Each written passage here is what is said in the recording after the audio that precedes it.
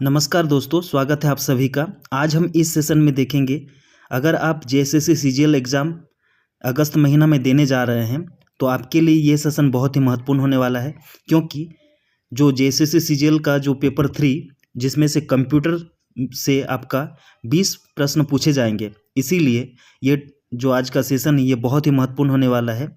अगर आपको ये सेशन अच्छा लगे और आपके लिए मददगार हो तो एक लाइक कर दीजिएगा और अपने मित्रों को इसे शेयर कर दीजिएगा।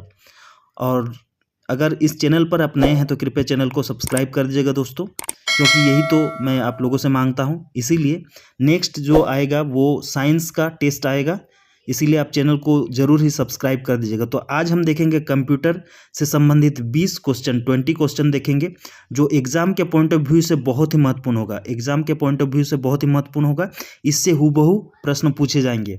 ठीक है दोस्तों, तो देखिए पहला क्वेश्चन है स्क्रीन पर, ये रहा। विश्व का शीर्षतम स्थान पर कौन सा सुपर कंप्यूटर है? विश्व का शीर्षतम स्थान पर कौन सा सुपर कंप्यूटर है? तो इस क्वेश्चन का राइट आंसर हो जाएगा ऑप्शन नंबर बी, फ्रंटियर। ठीक है, तो विश्व का शीर्षतम स्थान पर कौन सा कंप्यूटर? फ्रंटियर।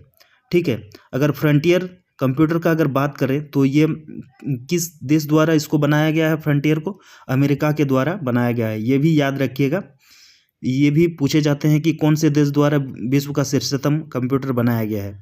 ठीक है, उसके बाद अगर फुगासू का बात करें, ये जो फुगासू है ऑप्शन नंबर 1 में दिया है, ये जापान के द्वारा डेवलप किया गया है, जापान के द्वारा बनाया गया है।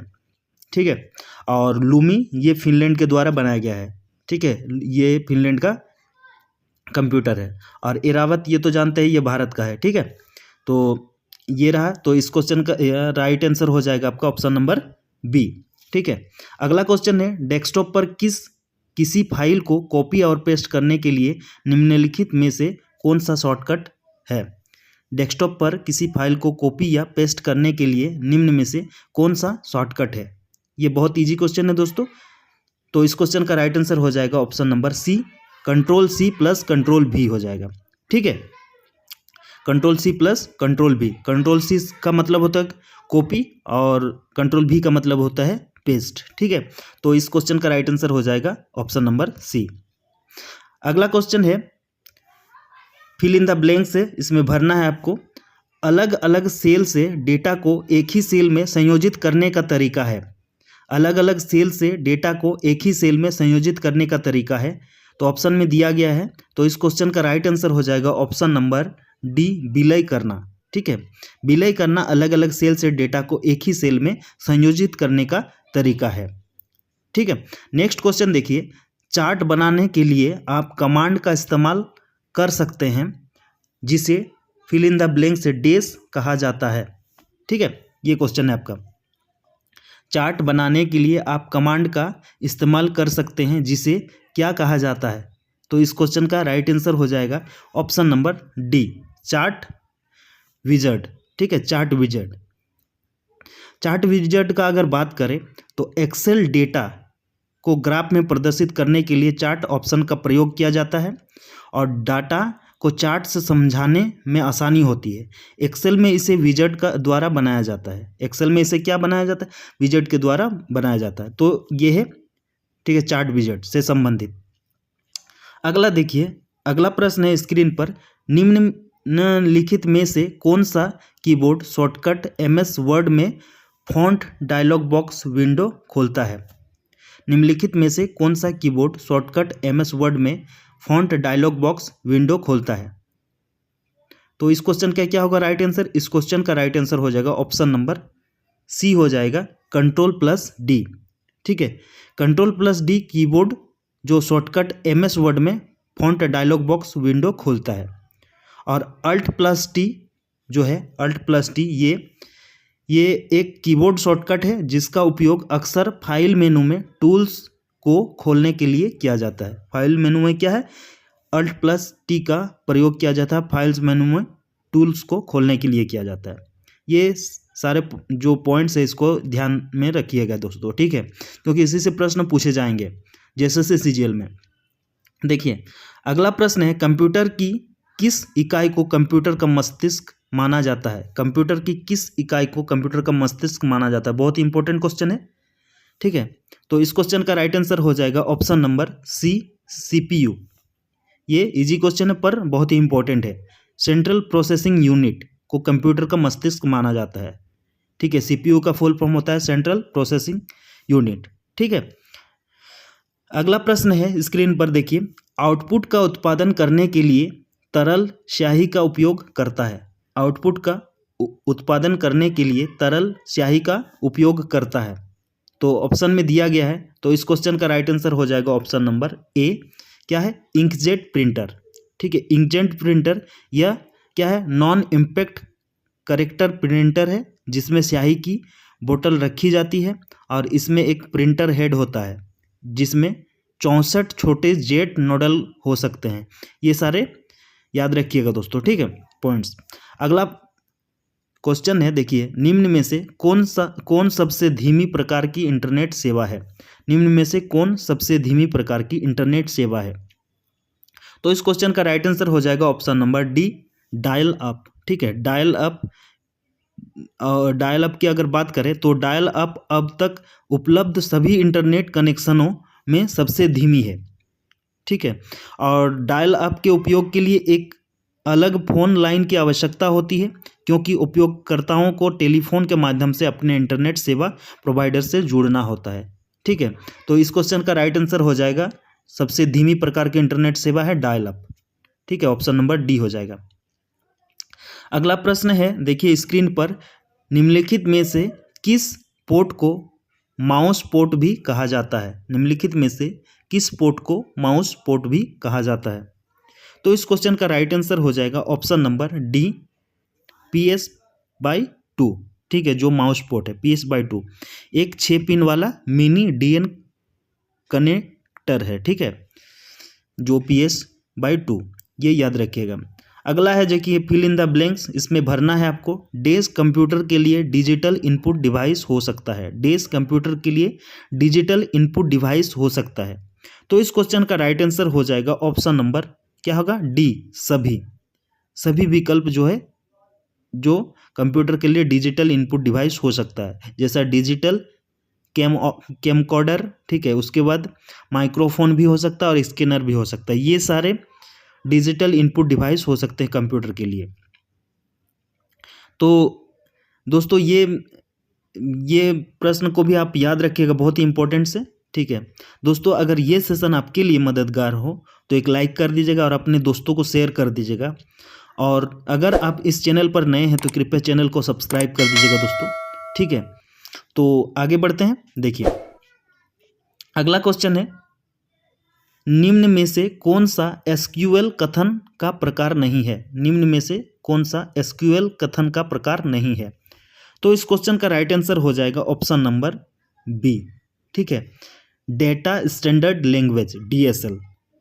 ठीक है, बाकी जो है DDL, DML, DCL में सभी SQL के स्टेटमेंट हैं। ठीक है, मतलब DML में भी है, DDL में भी और DCL में भी जो SQL के स्टेटमेंट पाए जाते हैं। ठीक है, पर DSL में नहीं पाए जाते हैं स्टेटमेंट SQL के। ठीक है, ये याद रखिएगा। तो इस क्वेश्चन का राइट आंसर हो जाएगा ऑप्शन नंबर बी। बहुत इंपॉर्टेंट क्वेश्चन है, इसको याद रखिएगा। ठीक है, निम्न में से कौन सा SQL कथन का प्रकार नहीं है, क्या होगा, DSL, डाटा स्टैंडर्ड लैंग्वेज। अगला प्रश्न है जिसमें फिल इन द ब्लैंक्स भरना है। देखिए, डेस आपके द्वारा देखी जाने वाली वेबसाइट द्वारा आपके ब्राउज़र पर भेजे गए टेक्स्ट के छोटे टुकड़े हैं। डेस आपके द्वारा देखी जाने वाली वेबसाइट द्वारा आपके ब्राउज़र पर भेजे गए टेक्स्ट के छोटे टुकड़े हैं। तो इस क्वेश्चन का राइट आंसर हो जाएगा ऑप्शन नंबर ए, कुकीज़। ठीक है, कुकीज़। अगर कुकीज़ का बात करें तो कुकीज़ आपके द्वारा देखी जाने वाली वेबसाइट द्वारा आपके ब्राउज़र पर भेजे गए टेक्स्ट के छोटे टुकड़े होते हैं। ठीक है, नेक्स्ट पॉइंट है, माइक्रोसॉफ्ट पावर पॉइंट प्रस्तुतिकरण में स्लाइड का डिफ़ॉल्ट ओरिएंटेशन क्या होता है। माइक्रोसॉफ्ट पावर पॉइंट प्रस्तुतिकरण में स्लाइड का डिफ़ॉल्ट ओरिएंटेशन क्या होता है। तो इस क्वेश्चन का राइट आंसर हो जाएगा ऑप्शन नंबर बी, लैंडस्केप। ठीक है, इस क्वेश्चन का राइट आंसर हो जाएगा ऑप्शन नंबर बी, हो जाएगा लैंडस्केप। ठीक है, इसको याद रखिएगा दोस्तों, बहुत ही इंपॉर्टेंट है यह भी प्रश्न। ठीक है। माइक्रोसॉफ्ट पावर पॉइंट प्रस्तुतिकरण में स्लाइड का डिफॉल्ट ओरिएंटेशन क्या होता है? लैंडस्केप। ठीक है। अगला प्रश्न है, देखिए, टिप्स ऑफ एनम वाक्यांश माइक्रोसॉफ्ट वर्ड 2016 दस्तावेज में कैसे दिखाई देगा जब कैपिटलाइज ईच वर्ड विकल्प को इसके लिए लागू किया गया हो? ठीक है। टिप्स ऑफ एनम वाक्यांश माइक्रोसॉफ्ट वर्ड 2016 दस्तावेज में कैसे दिखाई देगा जब कैपिटलाइज ईच वर्ड विकल्प को इसके लिए लागू किया गया हो? तो इस क्वेश्चन का राइट आंसर हो जाएगा option number A, tips of annum. ठीक है। ऑप्शन सी में दिया है टिप्स ऑफ एनम्स दिया है, इस लगाया है, तो इसका हो जाएगा right answer tips of annum. ठीक है। टिप्स ऑफ एनम वाक्यांश माइक्रोसॉफ्ट को वर्ड 2016 में कैपिटलाइज ईच वर्ड विकल्प को लागू करने पर टिप्स ऑफ एनम दिखाई देगा। अगला प्रश्न है, माइक्रोसॉफ्ट पावर पॉइंट 2016 में जूम डायलॉग बॉक्स में उच्चतम जूम 2 का मान क्या है? ठीक है। माइक्रोसॉफ्ट पावर पॉइंट 2016 में जूम डायलॉग बॉक्स में उच्चतम जूम 2 का मान क्या है? तो ऑप्शन में दिए गए हैं, तो इस क्वेश्चन का राइट आंसर हो जाएगा ऑप्शन नंबर बी, 400। ठीक है। माइक्रोसॉफ्ट पावर पॉइंट 2016 में जूम डायलॉग बॉक्स में अधिकतम जूम 2 का मान क्या है? 400% है। डायलॉग बॉक्स के नियंत्रण मेनू पर जूम इन या जूम आउट का चयन करके आवर्धन जो स्तर है उसको बदला जा सकता है। दोस्तों ये याद रखिएगा, बहुत ही इंपॉर्टेंट पॉइंट्स है। माइक्रोसॉफ्ट पावर पॉइंट 2016 में जूम डायलॉग बॉक्स में उच्चतम जूम 2 का मान क्या होता है? 400% होता है। अगला प्रश्न है, राउटर निम्नलिखित में से किस लेयर में प्रयुक्त की जाती है? राउटर निम्नलिखित में से किस लेयर में प्रयुक्त की जाती है? तो इस क्वेश्चन का राइट आंसर हो जाएगा option number B, network layer. ठीक है। ऑप्शन नंबर बी होगा नेटवर्क लेयर। बहुत ही इंपॉर्टेंट क्वेश्चन है ये भी। ठीक है। राउटर निम्नलिखित में से किस लेयर में प्रयुक्त की जाती है? तो इस क्वेश्चन का राइट आंसर हो जाएगा option number B, network layer. ठीक है।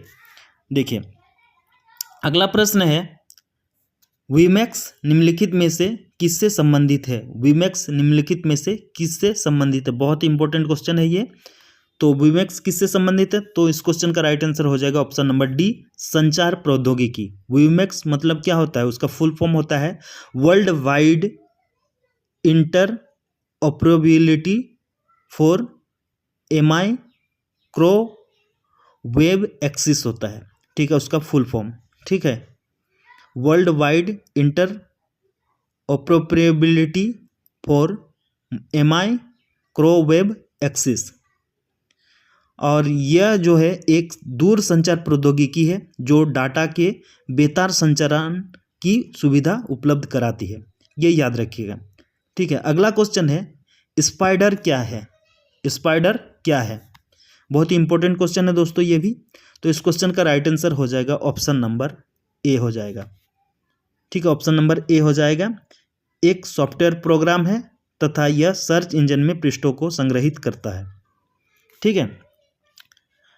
नेक्स्ट क्वेश्चन है, देखिए स्क्रीन पर ये रहा, निम्नलिखित में से कौन सा नेटवर्क पर साझा नहीं किया जा सकता है? निम्नलिखित में से कौन सा नेटवर्क पर साझा नहीं किया जा सकता है? बहुत ही इंपॉर्टेंट क्वेश्चन है दोस्तों ये भी। ठीक है। तो इस क्वेश्चन का राइट आंसर हो जाएगा ऑप्शन नंबर डी, प्रोसेसर। ठीक है, प्रोसेसर। तो जो प्रोसेसर है ये नेटवर्क पर साझा नहीं किया जा सकता है। प्रोसेसर कंप्यूटर के मदरबोर्ड का मुख्य हिस्सा होता है जो कंप्यूटर के प्रचालन में सहायता करता है। इसको याद रखिएगा। और बाकी जो है जैसा डिस्क, प्रिंटर, सीडी रोम को साझा किया जा सकता है। और ठीक है, तो इससे संबंधित ये सारे पॉइंट्स जो है याद रखिएगा दोस्तों। अगला क्वेश्चन है, देखिए ईमेल के संबंध में IMAP का क्या अर्थ है? ईमेल के संबंध में IMAP का क्या अर्थ है? तो इस क्वेश्चन का राइट आंसर हो जाएगा ऑप्शन नंबर सी, इंटरनेट संदेश एक्सेस प्रोटोकॉल। इंटरनेट संदेश एक्सेस प्रोटोकॉल। ठीक है दोस्तों, तो ये थे दोस्तों। तो इससे संबंधित हम कुछ पॉइंट्स बता रहे हैं, देखिए उसको ध्यान में रखिएगा। इंटरनेट के संबंध में जो है अर्थ इंटरनेट संदेश एक्सेस प्रोटोकॉल है, internet message access protocol. Internet message access protocol IMAP का फुल फॉर्म होता है। ठीक है, जो मेल सर्वर पर मेल को प्राप्त करने तथा संग्रहित करने की विधि को IMAP कहते हैं। ठीक है, IMAP के द्वारा ये भी याद रखिएगा कि संदेश को सर्वर से डाउनलोड किए बिना एक कंप्यूटर से दूसरे कंप्यूटर को स्थानांतरित किया जा सकता है।